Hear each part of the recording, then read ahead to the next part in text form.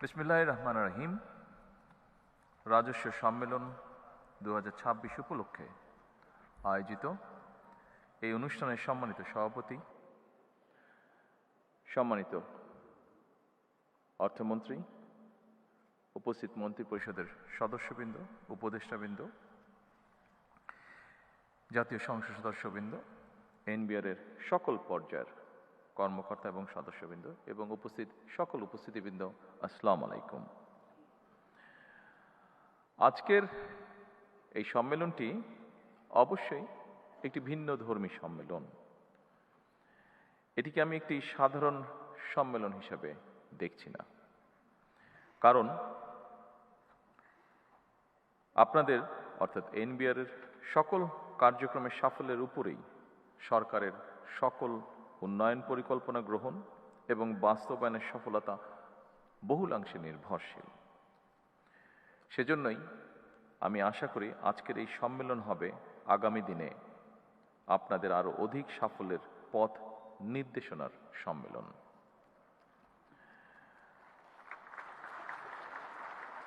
উপস্থিতিবৃন্দ, আমরা কি ধরনের ভঙ্গুর অর্থনীতির মধ্য দিয়ে রাষ্ট্র পরিচালনার দায়িত্ব গ্রহণ করেছি, এটি দেশের যে কোনো শ্রেণী পেশার মানুষের চেয়ে খুব সম্ভবত আপনারা সবচেয়ে বেশি অবগত আছেন। আপনাদের জানা আছে, দীর্ঘ 1.5 দশকেরও ফ্যাসিবাদ শাসন শোষণের অভিশাপ থেকে রাষ্ট্রের অন্য সকল প্রতিষ্ঠানের মতো জাতীয় রাজস্ব বোর্ড মুক্ত থাকতে পারেনি। এনবিআর-এর নীতি নিয়ম উপেক্ষা করে ব্যক্তি কিংবা দলীয় স্বার্থে কাউকে পৃষ্ঠপোষকতা, কারো প্রতি বিরূপ মনোভাব কিংবা রাজস্ব আহরণে স্বেচ্ছাচারিতা এনবিআর-কে প্রশ্নবিদ্ধ করেছিল। এনবিআর উপরে মানুষের আস্থা বিনষ্টের একটি অন্যতম কারণ ছিল এই বিষয়গুলো। উপস্থিত সুধীবৃন্দ, ফ্যাসিবাদ মুক্ত বাংলাদেশে এবার আমাদের ঘুরে দাঁড়ানোর পালা, অর্থাৎ বাংলাদেশের ঘুরে দাঁড়ানোর পালা। দেশের জনগণ বর্তমানে এনবিআর-কে একটি নির্ভরযোগ্য এবং বিশ্বস্ত প্রতিষ্ঠান হিসাবে প্রত্যাশা করে। দেশের জনগণ, বিশেষ করে করদাতাগণ, এনবিআর-কে তাদের আস্থাভাজন প্রতিষ্ঠান হিসাবে দেখতে চায়। দক্ষ এবং টেকসই রাজস্ব ব্যবস্থাপনার মাধ্যমে জন আস্থা অর্জন সম্ভব, যেটি আপনাদের কারো কারো বক্তব্য থেকেও উঠে এসেছে। করদাতাদের সেই প্রত্যাশা পূরণের দায়িত্ব আপনাদেরকে অবশ্যই নিতে হবে। বর্তমান সরকার এনবিআর তথা রাজস্ব কাঠামোকে জনবান্ধব হিসাবে গড়ে তুলতে চায়। উপস্থিতিবৃন্দ, বিশ্ব অর্থনীতি দ্রুত পরিবর্তন হচ্ছে। একের পর এক অত্যাধুনিক প্রযুক্তির বিকাশ ঘটছে। আন্তর্জাতিক বাণিজ্যের ধরন পরিবর্তিত হচ্ছে। ব্যবসায় নতুন নতুন মডেল তৈরি হচ্ছে, নানা রকম চ্যালেঞ্জও তৈরি হচ্ছে। আন্তর্জাতিক কর বা রাজস্ব ব্যবস্থাপনায় এসেছে পরিবর্তন। পরিবর্তিত বিশ্বের অর্থনৈতিক সমস্যা, সম্ভাবনা, সুবিধা এবং চ্যালেঞ্জ মোকাবেলায় রাজস্ব কর্মকর্তাদেরকে বহুমাত্রিক দক্ষতা অর্জন এখন সময় দেবে, যা কিনা আপনাদেরও বক্তব্যে ফুটে উঠেছে এখানে ওপেন ফ্লোরে আলোচনার সময়। খুব সম্ভবত digital economy, e-commerce, transfer pricing, international taxation, trade finance, financial crime, money laundering, artificial intelligence, এই সবগুলো বিষয় সম্পর্কে সুস্পষ্ট নলেজ থাকাটা বোধহয় এখন অত্যন্ত প্রয়োজন। উপস্থিতিবৃন্দ, এটি অস্বীকার করার উপায় নেই। বর্তমানে দেশে ট্যাক্স জিডিপি রেশিও এখনো সক্ষমতার তুলনায় অনেক কম। কর ভিত্তি এখনো তুলনামূলকভাবে অনেক সংকীর্ণ। অর্থনীতির একটি বড় অংশ এখনো অনানুষ্ঠানিক। সীমিত সংখ্যক নিয়মিত করদাতার উপরে নির্ভরতা হ্রাস করতে হবে মনে হয়। করদাতা ও রাজস্ব প্রশাসনের মধ্যে আস্থার সম্পর্কেও আরো শক্তিশালী করা প্রয়োজন। সারা বিশ্বে একটি প্রযোজ্য বিষয় হল আধুনিক কর প্রশাসনের উদ্দেশ্য শুধুমাত্র বেশি কর আদায় নয়, বরং বেশি সংখ্যক মানুষকে স্বেচ্ছায় কর প্রদানে উৎসাহিত করা। একজন করদাতা যিনি নিয়মিত কর আদায় করছেন, রাষ্ট্র যেমন তাকে সম্মানিত করবে, একইভাবে যিনি ইচ্ছাকৃতভাবে কর পরিহার করছেন তাকেও কর প্রদানের জন্য যথাযথভাবে উদ্বুদ্ধ বা আগ্রহী করে তোলা প্রয়োজন। এটিও আমাদের ওপেন ফ্লোর ডিসকাশনের মধ্যে উঠে এসেছে।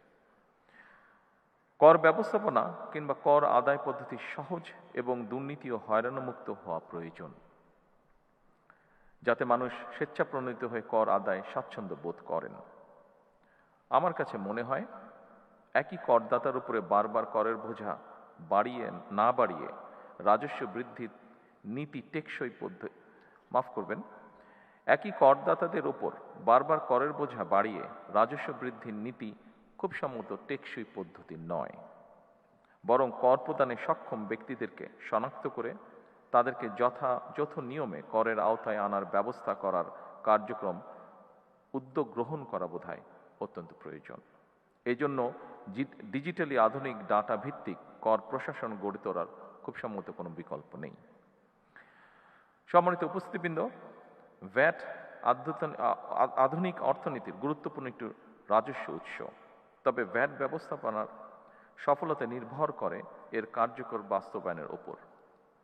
ভ্যাট প্রশাসনের জটিলতার কারণে যাতে ব্যবসা বাণিজ্য বাধাগ্রস্ত না হয় সেটিও আপনাদেরকে কষ্ট করে নিশ্চিত করা প্রয়োজন।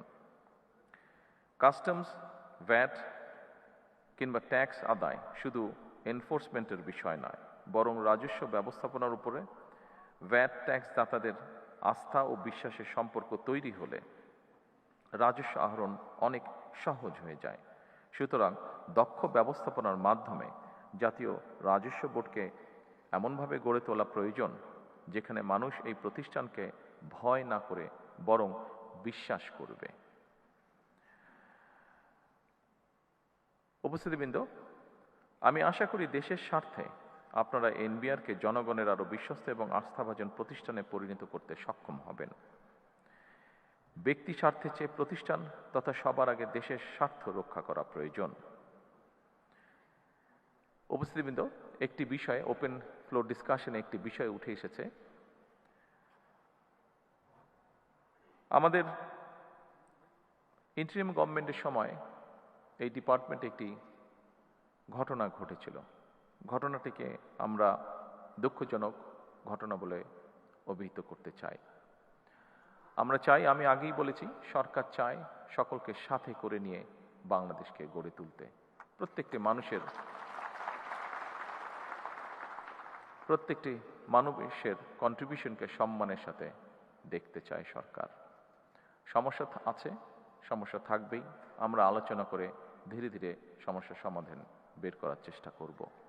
আমি এনবিআরে যেই দুঃখজনক ঘটনাটি ঘটেছিল, যদিও ওপেন ফ্লোর ডিসকাশনে আমি বলেছি, তারপরেও আবারও বিষয়টি আমি উল্লেখ করতে চাই।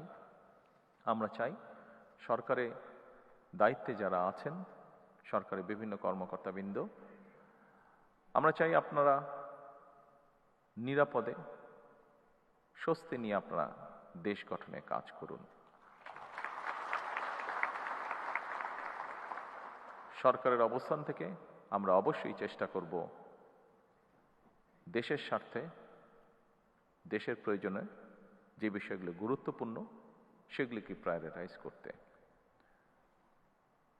আসুন আমরা যে কোনো ধরনের বিশৃঙ্খলাকে পরিহার করার চেষ্টা করি এবং সেই জন্য যদি সরকার প্রয়োজন মনে করে, অবশ্যই সরকার ভবিষ্যতে যাতে এই ঘটনাকে পরিহার করা যায়, বর্তমানে যাতে সকলকে স্বস্তিতে কাজ করার পরিবেশ করে দেওয়া যায়, তার জন্য প্রয়োজনীয় পদক্ষেপ সরকার গ্রহণ করবে ইনশাআল্লাহ।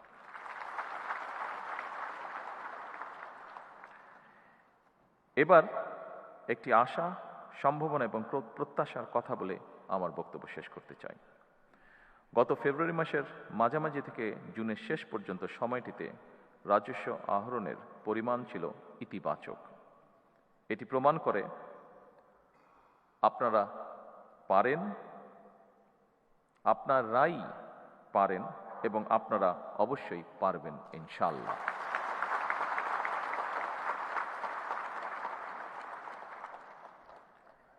আমাদের সকলের প্রয়োজন দেশপ্রেম এবং আন্তরিকতা। আসুন সমৃদ্ধ বাংলাদেশের স্বার্থে আমরা সবাই মিলে একটি শক্তিশালী রাজস্ব ব্যবস্থা গড়ে তুলি।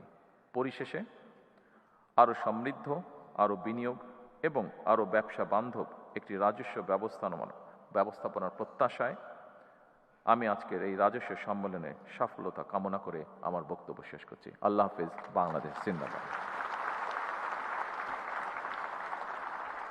ধন্যবাদ মাননীয় প্রধানমন্ত্রী। আপনার মূল্যবান উপস্থিতি ও দিক নির্দেশনা আমাদের ভবিষ্যৎ পথ চলার পাথেয় হবে।